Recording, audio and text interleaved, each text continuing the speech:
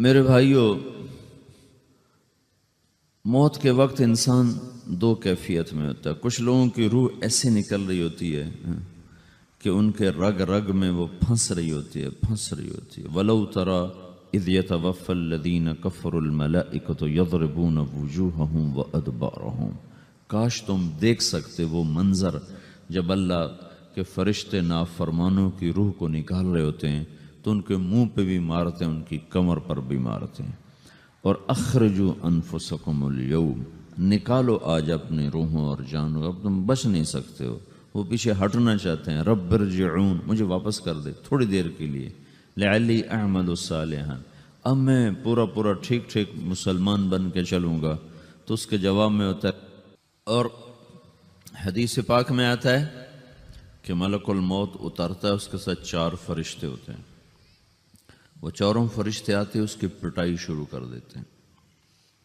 ابھی پرسوں یہ حدیث میں نے پڑھی ابن ماجہ میں کہ ملک الموت کہتا ہے ایتھا النفس الخبیثہ کانت فی الجسد الخبیث، اے خبیث روح جو خبیث جسم میں تھی، اخرج، باہر آؤ۔ اب وہ واپس تو ہو نہیں سکتا، اپنے آپ کو روک تو سکتا نہیں، تو وہ حیران پریشان خوف زدہ، تو اس کے جواب میں اس کو ملک الموت کہتا ابشری بحمیم وغساق وآخر من شکلہ ازواج، تیار ہو جا خوفناک عذاب کے لیے اور کھولتے پانیوں کے لیے، کانٹے دار جھاڑیوں کے لیے اور بے شمار عذاب کی شکلوں کے لیے۔ تو اس کی روح کو جب کھینچتے ہیں تو رگ رگ سے وہ کٹ کے نکلتی ہے، تو سارا وجود زیر و زبر ہوتا ہے، سکرات کا درد ساری دنیا کے دردوں پر حاوی ہے۔ جب اس کی روح نکلتی ہے اور اس کو لے کر آسمان پر چلتے ہیں تو دروازے پر پہنچتے ہیں تو اندر سے فرشتے پوچھتے ہیں کون ہے؟ کہتے ہیں فلاں کا بیٹا ہے۔ کہا نفس خبیثہ فی الجسد الخبیث، یہ تو وہی بدماش ہے جو بدماش جسم میں تھا، یہ وہ بدبخت روح ہے جو بدبخت جسم میں تھی، اس کے لیے آسمان کے دروازے نہیں کھل سکتے، اسے واپس کر دیا جائے۔ تو آسمان کے دروازے لا تفتح لهم ابواب السماء ولا يدخلون الجنة حتى يلج الجمل في سم الخياط، کہ ان کے لیے آسمان کے دروازے نہیں کھلیں گے اور ان کے لیے جنت کے دروازے نہیں کھلیں گے، پھر یہ وہاں سے نیچے گرائے جاتے ہیں جو اللہ کا قید خانہ ہے سجین، وما ادراک ما سجین کتاب مرقوم، وہ تمہیں خبر نہیں کہ وہ کیا خوفناک قید خانہ ہے جو اللہ تعالیٰ نے بنایا ہے، اسے وہاں دھکیل دیا جاتا ہے۔ پھر قیامت تک اس کے لیے انتظار کی گھڑیاں ہیں اور عذاب کی شدت ہے۔ اور جب کوئی نیک آدمی اللہ تعالیٰ کے دربار میں جانے کا اس کا وقت آتا ہے تو اللہ تبارک و تعالیٰ فرماتے ہیں ان الذین قالوا ربنا اللہ ثم استقاموا تتنزل علیہم الملائکۃ الا تخافوا ولا تحزنوا وابشروا بالجنۃ التی کنتم توعدون نحن اولیاؤکم فی الحیاۃ الدنیا وفی الآخرہ ولکم فیہا ما تشتہی انفسکم ولکم فیہا ما تدعون نزل من غفور الرحیم۔ جب کوئی نیک مرد عورت کے جانے کا وقت آتا ہے تو اس کے لیے بھی فرشتے آتے ہیں اور آ کر اس کو خوشخبری دیتے ہیں اور آ کر اس کو تسلی دیتے ہیں کہ آپ غم نہ کریں، پیچھے والے بھی آپ کو مل جائیں گے، آپ خوف نہ کریں، آگے ساری منزلیں آپ کے لیے آسان ہیں، آپ کے لیے جنت بھی تیار ہے، رب بھی مہربان ہے۔ اور حدیث پاک میں آتا ہے کہ ملک الموت اور 4 فرشتے آتے ہیں، وہ 4 فرشتے اس کو سہلاتے ہیں، دباتے ہیں کہ موت کا درد اسے محسوس نہ ہو۔ اور ملک الموت فرماتے ہیں ایتھا النفس الحمیدہ کانت فی الجسد الحمید اخرجی، اے نیک روح جو نیک جسم میں تھی باہر آؤ۔ کیا کرو؟ وابشری بروح وریحان ورب راض عنک غیر غضبان، آپ کو بشارت ہو آپ کے لیے جنت تیار ہو چکی ہے اور وہاں کی ساری نعمتیں آپ کے لیے میسر ہو چکی ہیں اور اللہ آپ پہ راضی ہو چکا ہے اور اللہ آپ پہ خوش ہو چکا ہے۔ اس پر اس کی روح کو نکالا جاتا ہے، پھر سارے فرشتے اس کو استقبال کے ساتھ جب آسمان پر لے جاتے ہیں تو اندر سے پوچھتے ہیں کون ہے؟ کہ فلاں کا بیٹا، فلاں کی بیٹی۔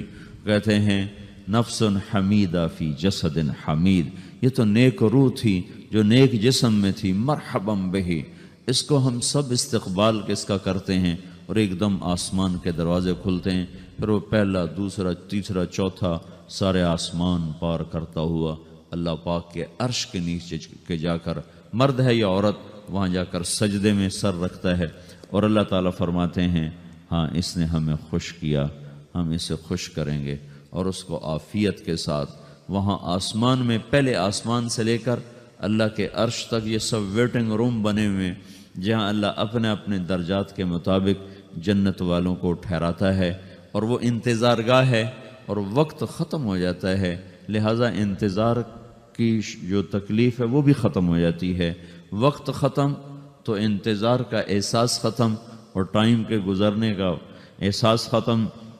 تو جیسے اصحاب کہف کو اللہ نے غار میں داخل کر کے تو غار کے اندر سے وقت کو نکال کے باہر پھینک دیا، باہر 300 سال گزرے، اندر آدھا ہی دن گزرا تھا۔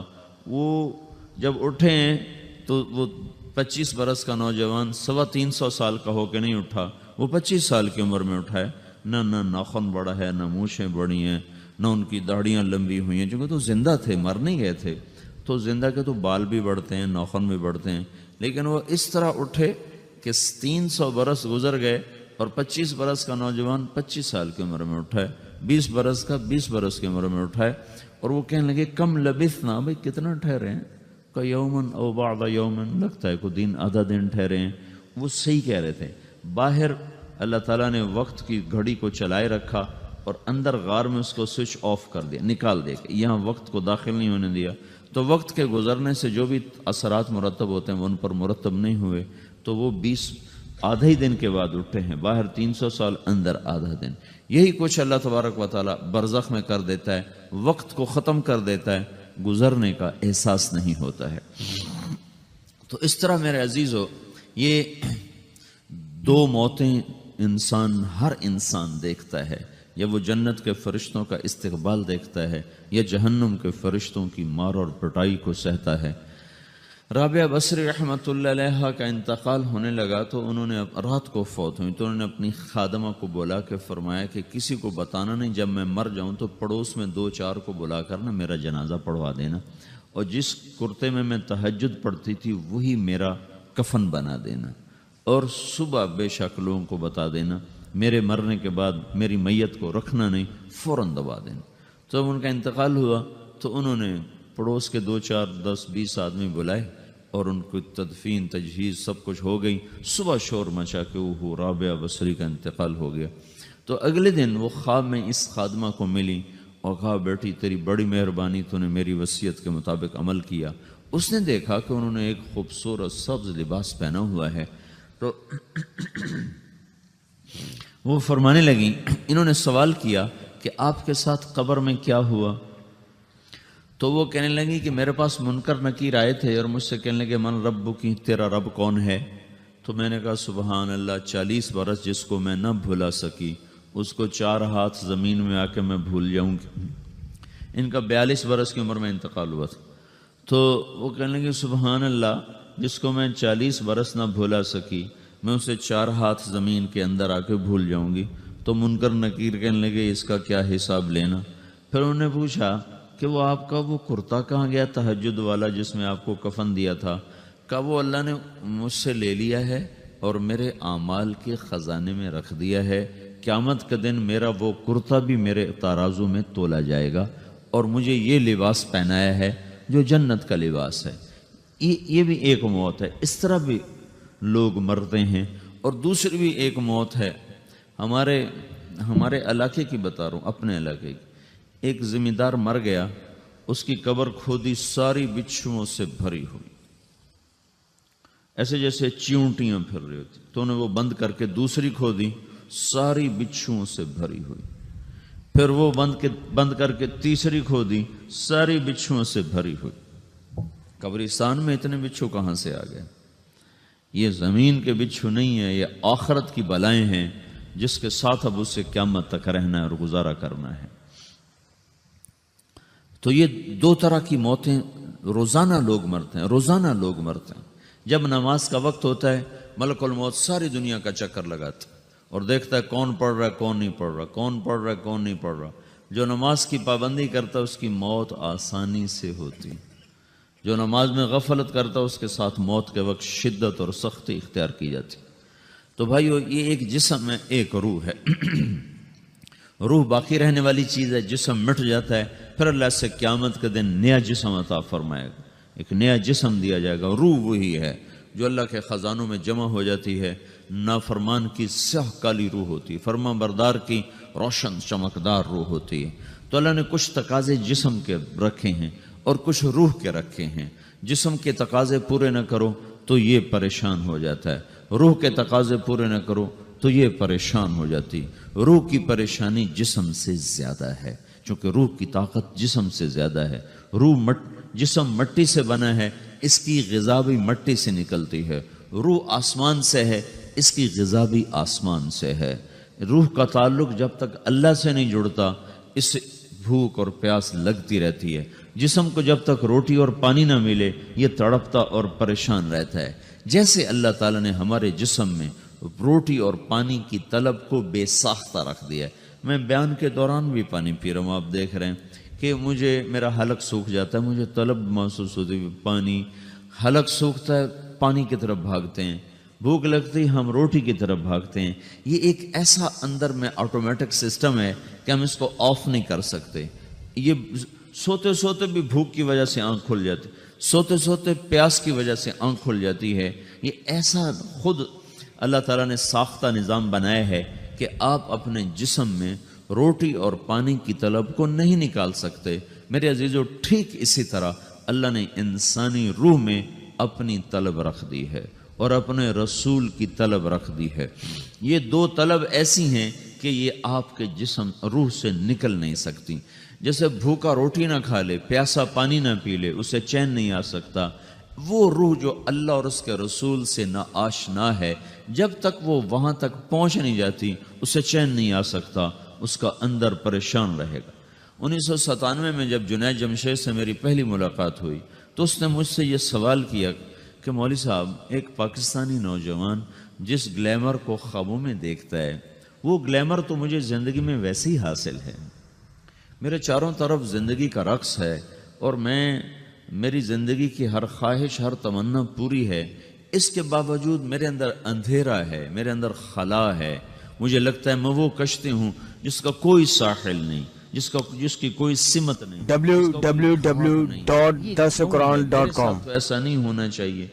ایک عام لڑکا تو کہتا ہے ہائے کاش یہ ہوتا، اس کو وہ نہیں ہو رہا تو پھر وہ پریشان ہے، ہائے یہ ہوتا، ہائے وہ ہوتا۔ تو میں تو ہائے نہیں کرتا ہوں، میری تو ہر لذت اور خواہش میرے سامنے تشتری میں سجا کے پیش کی جا رہی۔ میں کیوں ایسا کر رہا ہوں؟ میں ہائے ہائے کیوں کر رہا ہوں؟ میرا اندر ویران کیوں ہے؟ میرے اندر میں خلا کیوں ہے؟ یہ وہی خلا ہے کہ وہ روح کی پیاس کو شراب میں بجھانا چاہتا ہے، وہ روح کی پیاس کو لڑکی میں بجھانا چاہتا ہے، وہ روح کی پیاس کو موسیقی سے بجھانا چاہتا ہے، وہ روح کی پیاس کو دنیا کی رعنائیوں میں 5 اسٹار ہوٹلوں سے بجھانا چاہتا ہے۔ روح کیا جانے روٹی کیا ہے، شراب کیا ہے، پانی کیا ہے، عورت کیا ہے، موسیقی کیا ہے، گھنگرو کیا ہے، پائل کیا ہے، چھنکار کیا ہے، روح کو ان چیزوں کی کیا خبر؟ امریکہ میں ہماری ایک جماعت تھی تو 4 لڑکیاں 2 لڑکے مسلمان ہوئے۔ تو ایک لڑکے کا نام رکھا تھا ابراہیم، اور اس کو جب پڑھایا نا کلمہ، انہوں نے کہا ہائے، انہوں نے کہا ہائے، اور دونوں ہاتھ یہاں رکھے سینے پر، دل پر، کہا ہائے۔ تو ہمارے ساتھی ہیں ڈاکٹر اختر، وہ کہنے لگے کیا ہوا؟ کہنے لگا جب سے ہوش سنبھالا یہ جگہ خالی تھی، یہ تیرے کلمہ پڑھانے پر بھر گئی ہے کہ میری خوشی سے ہائے نکل گئی۔ یہ جگہ خالی رہے گی، یہاں شراب نہیں پہنچ سکتی، یہاں نغمہ اور موسیقی نہیں پہنچ سکتی، یہاں تالے لگے ہوئے ہیں، یہاں تک کوئی آواز نہیں جا سکتی۔ دل کے تاروں پر ایک ہی نغمہ چڑھ سکتا ہے اور وہ اللہ کی یاد کا ہے اور اللہ کی محبت کا ہے اور اللہ کے رسول کی محبت کا ہے۔ باقی کوئی مضراب ایسا نہیں جو ان تاروں کو چھیڑ سکے، باقی کوئی چیز، آواز ایسی نہیں جو دل کی دنیا پر جا کر دستک دے سکے. یہاں بند دروازے ہیں، یہاں صرف اللہ پہنچے گا، اللہ کے رسول کا تعلق پہنچے گا، باقی کوئی چیز یہاں نہیں جا سکتی.